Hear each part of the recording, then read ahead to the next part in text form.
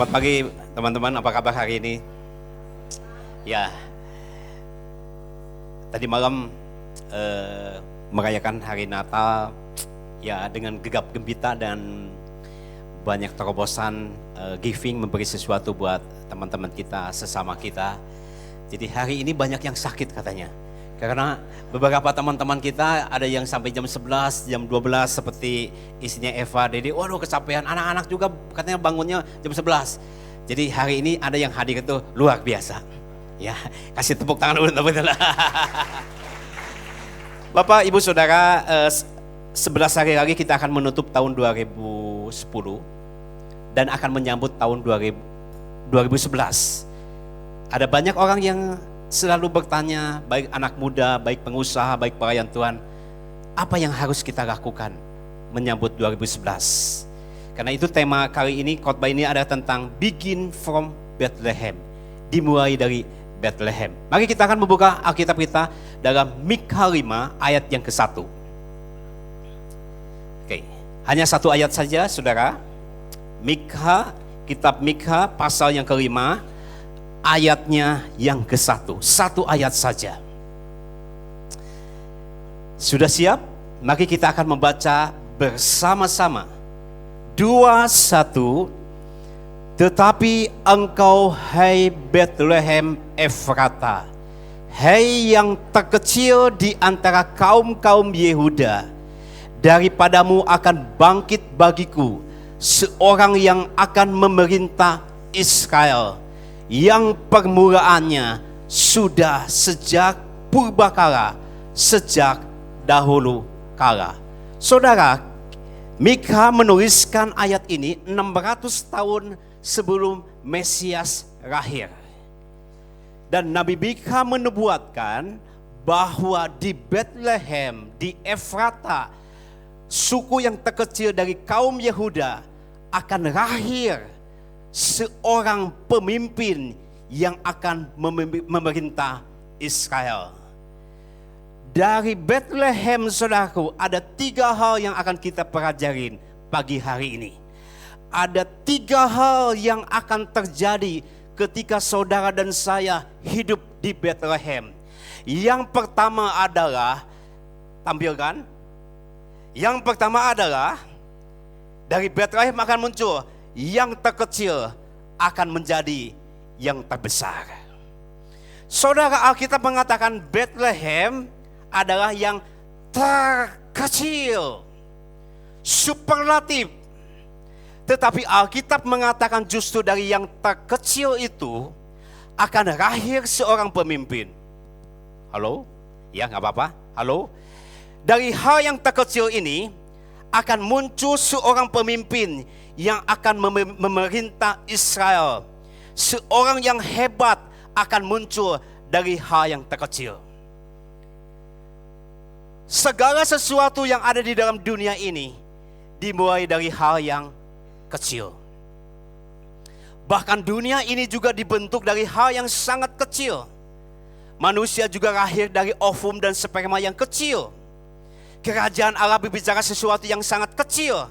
Bahkan hutan juga hasil daripada benih yang sangat kecil. Berarti saudara, kita akan bisa melihat segala sesuatu yang tercipta adalah hal-hal yang kecil pertamanya. Saudara, seorang raja yang besar, seorang pemimpin bukan dihasilkan dari fasilitas, tetapi dari produktivitas, dari hal-hal yang kecil. Segala sesuatu penemuan di dunia ini dimulai dari hal-hal yang sangat kecil. Dari karakter yang sangat sederhana, saudara. Seorang karakternya menjadi besar bukan karena langsung dia besar, tetapi dari hal yang sangat kecil. Ketika dia belajar setia dalam hal yang kecil, Tuhan akan berikan perkara yang besar. Katakan amin. Saudara, kemarin saya mengadakan reuni dengan teman-teman saya. SMPK tahun 77 dari Tasikmalaya. Wah, sudah 33 tahun gak ketemu. Waduh, saya udah wanti-wanti sama mereka. Teman-teman tolong ya, karena sudah 33 tahun tidak ketemu sama teman-teman SMPK. Jadi tolong jangan ada CLBK, cinta lama bersemi kembali. Wah, dan ketika ketemu, wah, saya melihat teman-teman waktu kecil, saudaraku, wah, sekarang udah besar-besar. Yang dulu kurus sekarang jadi gemuk-gemuk, saudaraku.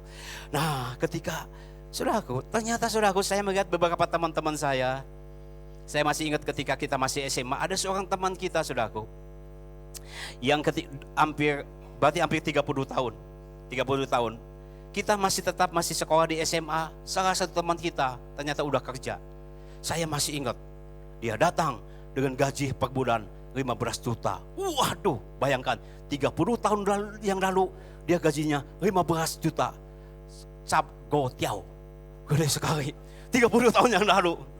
Tetapi saudaraku, ada beberapa teman-teman saya lihat teman-teman saya aja yang kecil sederhana.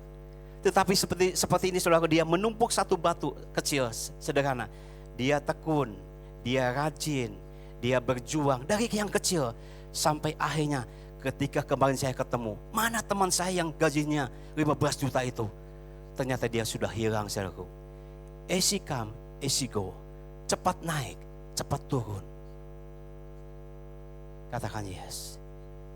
Bukan berarti kita tidak boleh menjadi besar. Tapi segala sesuatu, segala penemuan dari hal yang kecil. Yes. Amin dulu dong. Coba lihat kiri kanan kanan. Dari kecil dulu. Wah. Kita bersyukur buat teman-teman kita yang MK. Yang sudah selesai. Tapi saya mau katakan, MK itu sangat bagus. Seperti juga di CMN ada namanya Presijati. 3 hari 3 malam digosok. Tetapi itu adalah awal saja. Emosi yang push, pemulihan yang push. Tetapi pada akhirnya apa yang dilakukan? Setia dalam hal yang kecil. Mulai merenungkan firman Tuhan, mulai membaca firman Tuhan, mulai meletakkan dasar-dasar firman Tuhan di dalam doa kita. Katakan amin. Semua dimulai dari hal yang kecil. Bahkan perusahaan-perusahaan yang besar saudaraku dirintis dari hal yang kecil. Kemarin Pak Roni cerita, Eger dimulai dari hal yang sangat kecil sekali. Dari 2 mesin jahit. Akhirnya menjadi besar. Sampai kemarin saya ketemu dengan Pak Yahya. Ternyata dirintis dari apotek yang sangat kecil sekali. Hari ini sudah hampir per tahun hampir 2, triliun. Bagaimana kau 2, triliun berikan combrok? Tsunami terjadi. Olimpik, Pak Au merintis dari hal yang sangat kecil sekali, saudaraku. Dari sebuah lemari pakai tiprek, sekarang per tahun hampir 1,4 triliun. Semua dimulai dari hal yang kecil. Setia dalam hal yang kecil, dan Tuhan akan beri perkara yang besar. Katakan amin. Saudaraku, hal yang kecil adalah sesuatu yang sangat indah dalam hidup kita. Termasuk juga saudaraku bagi saudara yang melayani. Mungkin saudara sebagai seorang asyir. Hal yang sangat kecil. Tetapi kita melakukan hal yang kecil dengan cinta yang besar. Itulah yang dinamakan dengan excellent. Saya mulai belajar untuk khotbah dari hal yang sangat kecil sekali, saudaraku. Mulai ngajak sekolah minggu 2-3 orang anak. Mulai dari hal yang kecil. Untuk khotbah belum dikasih kesempatan. Maka negosiasi sama pendeta-pendeta kampung dari Sidarja, dari Wangon. Saudara di sana bukan dikasih PK, enggak. Sesudah khotbah dikasih apa? Sampel, pisang, hui. Jadi banyak kentut, saudaraku. Tapi dari hal yang sangat kecil sekali, saudaraku. Katakan amin. Konghi merintis sebuah gereja besar dari hal yang kecil sekali. Dari 12 anak-anak muda yang mulai dimuridkan, dibapai dan akhirnya menjadi besar. Sekarang hampir 30.000. Philip Mantopa, tahukah saudara seorang hamba Tuhan yang kita kagumin, masih muda tapi luar biasa. Dari mana? Hal yang sangat kecil sekali. Khotbahnya adalah dari mana? PBB, Persatuan Babu-Babu. Dia kumpulkan pembantu-pembantu saudaraku dari 1, 10, 15 orang. Mulai dia khotbah dari 50 jadi 100, 200, 300 dan penuh dengan Roh Kudus. Hari ini Tuhan pakai. Katakan amin. Segala sesuatu dimulai dari mana? Dari hal-hal yang sangat kecil. sangat sederhana, setia dalam perkara yang kecil, Tuhan akan membuat menjadi perkara yang besar. Beri tepuk tangan untuk Tuhan. Haleluya. Saudaraku, ada seorang anak muda yang sangat sederhana sekali. Anak muda perempuan. Dia datang ke rumah sakit, ketemu dengan seorang anak muda juga laki-laki, TBC. Mau mati, sudah putus asa. Dan hal yang kecil dia lakukan, dia hanya bisa berdoa dan menginjili anak muda ini. 30 tahun kemudian, saudaraku, dari anak kecil muda ini tumbuh gereja yang paling besar di Korea. Siapa namanya? Yonggi Cho. Jemaatnya sekarang adalah hampir 800.000. Saudaraku, Bethlehem adalah suku yang paling kecil, tetapi dari suku yang kecil ini menjadi besar. Mother Teresa mulai merintis dari seorang diri sangat sederhana sekali, saudara. Tetapi dia setia, dia konsisten, dan akhirnya Tuhan pakai dia. Semua dimulai dari hal yang sangat kecil. Katakan amin. Saudara, di Bethlehem Yesus lahir. Di mana, saudara? Di palungan. Saudara mau tafsirkan apa palungan? Boleh tafsirkan apa aja. Tapi kalau menurut saya palungan ada bicara tentang apa? Kesederhanaan. Katakan amin. Orang yang sederhana akan bisa masuk kemana-mana. Bukan berarti kita tidak boleh kaya. Orang yang kaya tetapi bisa masuk kepada kesederhanaan akan dipakai Tuhan dengan dahsyat. Katakan amin. Kesederhanaan itu begitu sangat indahnya. Ada orang, saudara, di sini nggak ada. Di sini nggak ada. Katakan Yesus dulu. Ada orang, saudaraku, dia hidupnya ada standarnya 7. Kau ketemu yang di bawah nggak mau. Itu bukan kelas saya. Nggak bisa sederhana, saudaraku. Tapi orang kaya yang punya hati yang sederhana, dia bisa masuk ke bawah, dia bisa masuk ke atas, dia bisa masuk ke kiri, dia bisa masuk ke kanan, dia bisa fleksibel, dia bisa super. Subkadi itu apa? Kesederhanaan mengandung mujizat Tuhan. Katakan amin. Saudaraku, Bethlehem adalah kesederhanaan. Natal bukan pesta pora. Natal adalah kesederhanaan. Mari kita menjadi orang Kristen yang sederhana. Walaupun kita diberkati Tuhan, walaupun kita mendapatkan banyak hal, tapi Bethlehem bicara tentang apa? Kesederhanaan. Amin, saudara. Dari hal yang terkecil akan menjadi sesuatu yang besar dalam hidup kita. Tuhan tidak melihat sesuatu yang besar dalam hidup kita, tapi Tuhan bertanya kepada kita, apa yang ada di dalam tangan saudara? Ketika saudara punya sesuatu di dalam tangan saudara, saudara lakukan dengan setia, saudara lakukan dengan konsisten, dan pada akhirnya Tuhan akan membuat sesuatu yang sederhana menjadi besar karena Tuhan melihat hati kita. Itu yang pertama. Yang kedua, bagi kita akan lihat, saudara. Di Bethlehem ada apa, saudara? Di Bethlehem ada mujizat. Saudara, kata Bethlehem artinya adalah rumah roti. Katakan rumah roti. Artinya adalah firman Allah. Dan Alkitab mengatakan, hai Bethlehem Efrata. Efrata artinya adalah berbuah kelimpahan. Berarti, saudaraku, ketika seseorang hidup di dalam Bethlehem, maka sesuatu kelimpahan mujizat akan terjadi. Bethlehem adalah kota yang sangat kecil.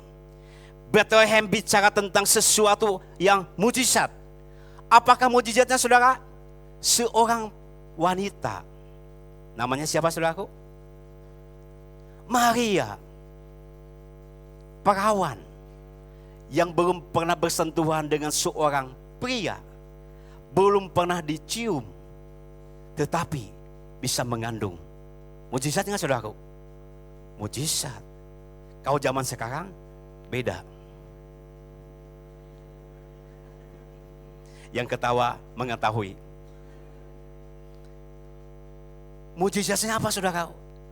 Maria, seorang perawan yang belum pernah bersentuhan dengan pria, itu mengandung. Dan yang dikandung adalah seorang calon raja. Nah saudara, pada tahun 2000 ada sebuah film judulnya adalah Jesus The True Story. Ya, menyelidiki tentang apakah betul Maria itu adalah seorang perawan ketika melahirkan. Ini bukan orang Kristen saudaraku, ini adalah diselidiki oleh orang-orang yang ahli dalam bidangnya. Dari astronomi, astrologi, antropologi, sosiologi, teologi, bukan teologi.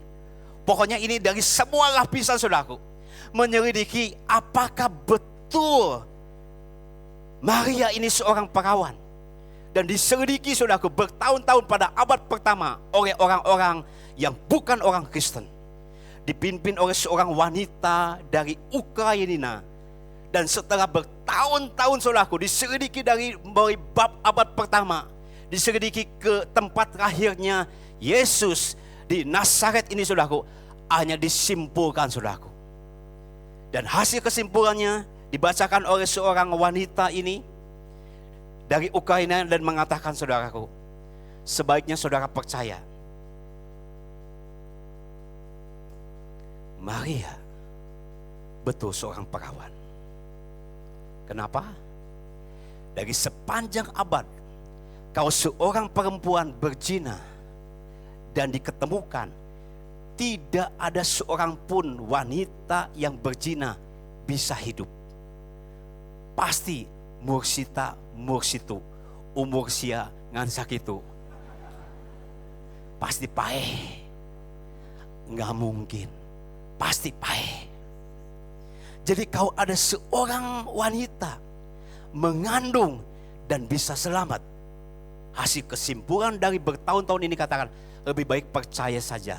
Lebih susah kita percaya seorang perempuan yang berzina, punya anak dan tidak dihukum mati. Lebih susah, lebih mudah kita percaya seorang perawan yang tidak pernah menikah, punya anak. Jadi percaya saja, Maria perawan yang melahirkan anak. Ini mujizat.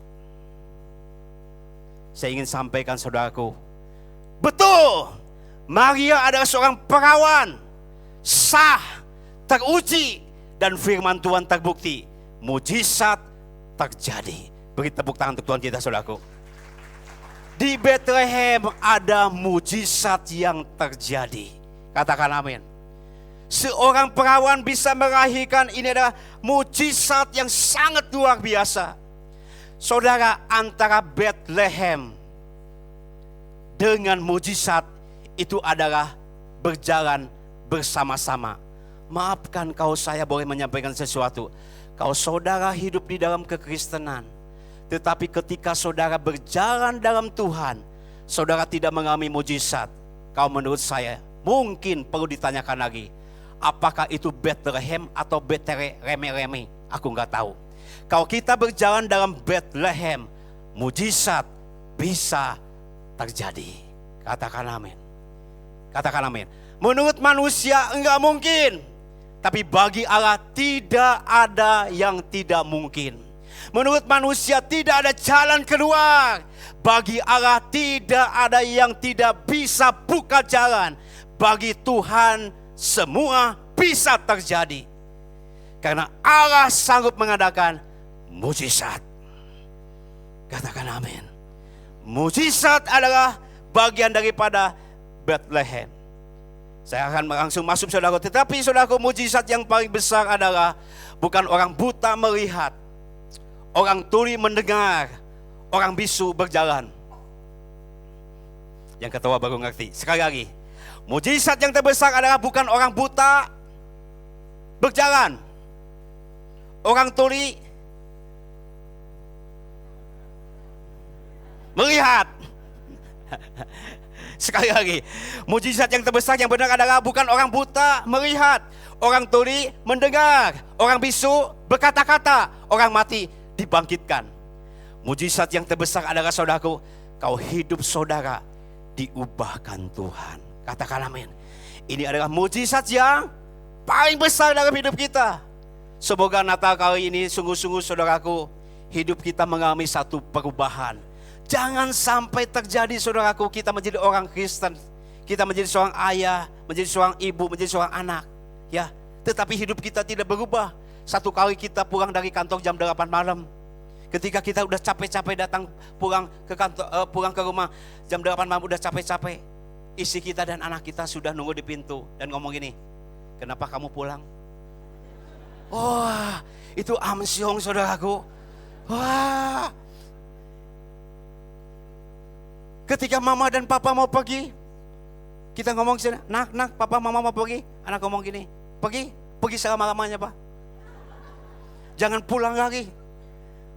Kamu kingkong dan simpanse. Waduh. Ketika mama papa pergi, anak menjadi senang dan gembira sekali. Dan dia tepuk tangan nyanyi, suasana surga turunlah, suasana surga turunlah, mama papa Cilepe, mama papa simpanse kinggong. Wah, selaku anak sangat kepahitan sekali. Tiba-tiba ada suara mobil, duduk. Dek, mama papa datang. Kenapa tahu? Hadiratnya sudah terasa. Wah. Saudaraku, kehidupan yang diubahkan Tuhan, katakan amin. Mujizat yang paling besar adalah ketika hidup kita berubah, semakin hari semakin diubahkan Tuhan. Beri tepuk tangan Tuhan kita. Amin saudara. Sesuatu yang sangat nyata bagi teman-teman yang MK. Semoga hidup saudara mengalami satu perubahan. Dan perubahan bukanlah perubahan sampai terjadi suatu perubahan dalam hidup kita. Saudara saya mau cerita, gak apa-apa dia pernah kesaksian. Saya punya teman namanya Guna Asin. Nah, yang punya teman tahu gak Guna Asin? Waduh, itu Hopeng Siang Hop. Ya, sudah 10 tahun kita bersama-sama kan. Saudara Guna Asin ampun. Waduh, hidupnya ketika belum bertobat, waduh ampun. Dia bisnisnya kabel dan lampu-lampu yang biasa yang terang-terang silo saudaraku.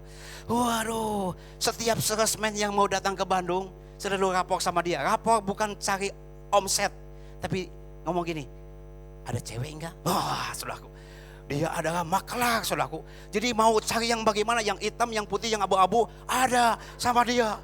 Wah, ini Cilepeng benar-benar ya. Waduh, saudaraku. Waduh, saudaraku, saya dengar sama istrinya. Waduh, hidupnya ampun, bukan pulang malam jam 1, pulang pagi jam 5 pagi baru datang saudaraku. Ketok-ketok pintu pakai sepatu saudaraku, ketok-ketok pintu. Kalau bukan cerewet langsung tampar saudaraku, tampar, jatuh dihitung 1, 2, 3 tampar lagi. Wah, ampun. Hancur saudaraku. Benar-benar saudaraku, ini kali buat Tuhan. Saya tahu sekali saudaraku. Dia cerita sangat banyak sekali. Maafkan saudaraku. Waduh, ini hancur sekali saudaraku. Sampai anaknya Alvin sama Ivan dan yang lain-lainnya. Kalau dia ngomong semuanya takut saudaraku. Sampai di bawah kursi saudaraku takut semua, gemetar. Sampai hari ini kau ngomong takut semua saudaraku. Gemetaran semua. Karismanya, wah itu seperti singa saudaraku. Wah takut sekali saudaraku. Wah ampun sekali. Ampun, dia sukanya adalah main golop. Wah, golopnya golop. Kalau golop itu bagus saudaraku, golopnya. Lubangnya yang lain saudaraku. Waduh, hancur sekali. Ampun, habis-habisan saudaraku. Ini benar-benar budek saudaraku. Sampai satu hari saudaraku, Tuhan izinkan terjadi sesuatu. Biasa saudaraku, ketika krisis terjadi saudaraku, maka bunga bank dari mulai 20% ke 80%. Engap saudaraku. Wah, dia goyang, pabriknya goyang, wah, dan segala macam. Singkat cerita saudaraku, akhirnya saking stresnya, saking stresnya yang kena jantungnya saudaraku. Dan ketika jantungnya goyang dan diperiksa siapa, dia jatuh, dia pingsan, ternyata penyempitan. Dokter katakan, kamu umur tinggal beberapa saat lagi. Saudara, ketika dia sedang gitu baru dia sadar. Dia sadar, Gusti Allah. Dia katakan di tempat itu, dia katakan, Tuhan, kalau Tuhan izinkan sekali lagi saya hidup, sekali saya mau bertobat.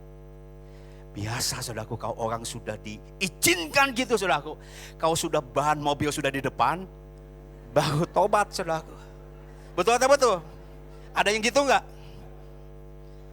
Dan di tempat itu Tuhan izinkan, singkat cerita, mujizat terjadi. Tuhan disembuhkan lewat seorang adiknya yang sekarang jadi pendeta di Jerman. Di mana? Didoakan dan mujizat terjadi.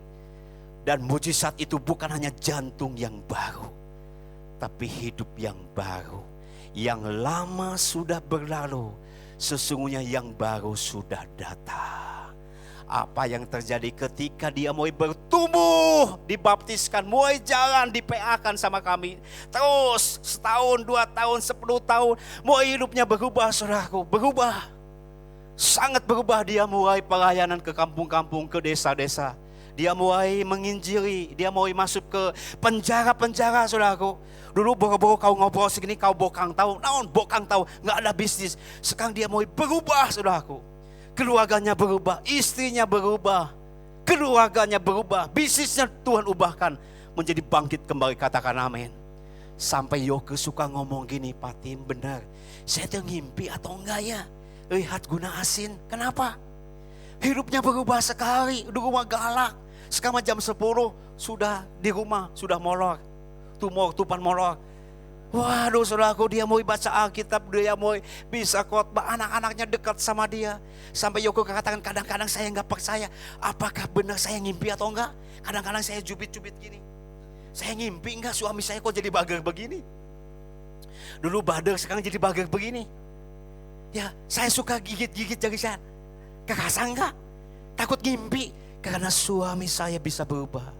Setiap orang yang bertemu dengan Yesus secara pribadi, pasti hidupnya akan berubah. Beri tepuk tangan untuk Tuhan kita. Haleluya. Di Bethlehem, saudaraku, ada mujizat. Mujizat bukan hanya Tuhan pimpin pekerjaan kita. Mujizat bukan hanya Tuhan pimpin masa depan kita. Mujizat yang terbesar adalah ketika hidup kita dipulihkan Tuhan. Hidup yang sungguh-sungguh berubah dalam hidup kita.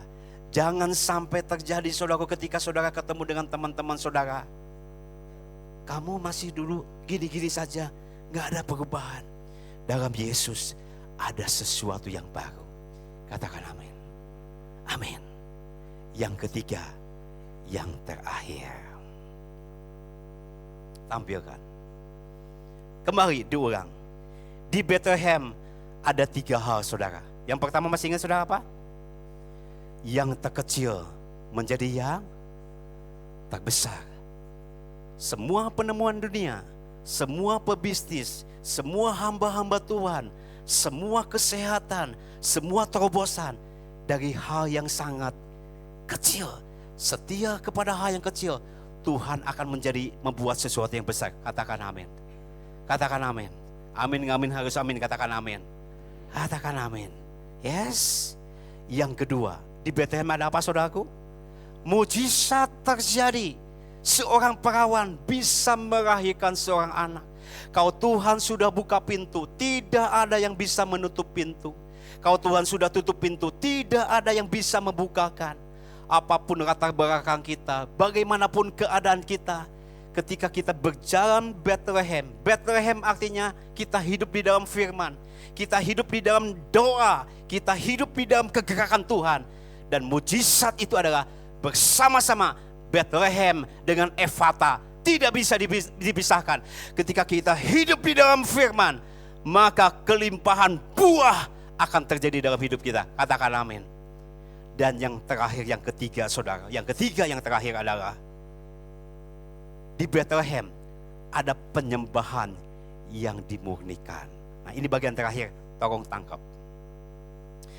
Ketika Yesus lahir di Bethlehem, orang Majus datang bertanya kepada ahli Taurat, dan akhirnya Raja Herodes katakan, "Hei orang Majus, kalau kamu ketemu dengan Yesus, beritahu kepada saya, aku akan menyembah."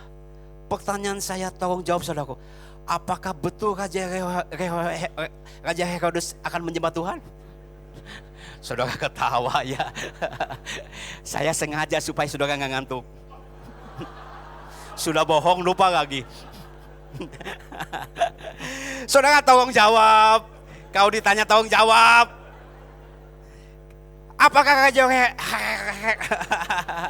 Apakah Raja Herodes betul-betul ingin menyembah Tuhan? Enggak.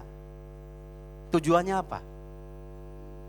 Dia ingin membunuh bayi Yesus. Saudara jangan pikir Herodes akhir zaman tidak muncul. Banyak. Bahkan di gereja bisa terjadi. Orang-orang yang datang tujuannya adalah mengambil sesuatu. Ego. Tahukah saudara, ketika Raja Herodes akan meninggal dunia umur sekitar 72 tahun. Semua orang yang paling pandai di negara dia, diapain? Dikumpulkan. Dan dia pesan sama pasukannya, gini, kalau saya sebentar gemetaran, tangan udah gemetar, kaki udah gemetar, saya sebentar mau mati, ketika saya mati, orang semua yang paling pintar juga dimatiin semua. Betapa sangat egoisnya. Saudara, gambaran Herodes adalah penyembahannya bukan murni, tetapi untuk diri sendiri. Katakan, yes. Tahukah saudara, ketika Raja Herodes tidak menemukan Yesus, dia bunuh semua bayi yang umurnya 2 tahun ke bawah. Dia basmi semua, dia bunuh semua. Kenapa? Karena dia tidak ingin punya saingan, supaya mahkotanya tidak direbut sama orang lain. Saudara, Herodes adalah gambaran seorang yang sangat egois. Dia menghalalkan semua cara. Dan ini bisa terjadi kepada setiap orang. Hidupnya hanya untuk diri sendiri. Di Bethlehem, poin saya adalah ada penyembahan yang dimurnikan. Penyembahan bukan hanya di gereja tepuk tangan lebih keras. Penyembahan bukanlah bahasa lidah lebih banyak. Atau loncat tinggi, loncat tingkat 2, tingkat 3, tingkat 4, tingkat 5. Kau gak turun bagaimana? Bukan itu saudaraku. Tapi penyembahan kita memulihkan orang-orang yang terluka. Penyembahan kita membuat damai buat setiap orang yang bertemu dengan kita. Katakan amin. Penyembahan kita membuat orang yang sedang putus asa ada jalan keluar. Katakan amin. Penyembahan kita membuat orang-orang yang sedang putus harapan mendapatkan harapan dari Yesus Tuhan. Penyembahan kita sungguh-sungguh dimurnikan Tuhan. Bukan mengambil sesuatu, tapi memberi sesuatu untuk Tuhan dan untuk sesama. Katakan amin. Di Bethlehem, saudaraku, ada penyembahan yang dimurnikan Tuhan. Katakan amin. Kiranya saudaraku menyambut awal tahun 2011 dan menutup tahun 2010, ada 3 hal. Begin from Bethlehem. Pertama adalah dari yang terkecil menjadi yang terbesar. Katakan amin. Yang kedua apa saudaraku? Di Bethlehem ada mujizat. Dan mujizat yang terbesar adalah hidup kita dipulihkan Tuhan semakin hari serupa dengan gambaran Kristus. Dan yang ketiga terakhir adalah penyembahan yang dimurnikan Tuhan dalam hidup kita. Amin.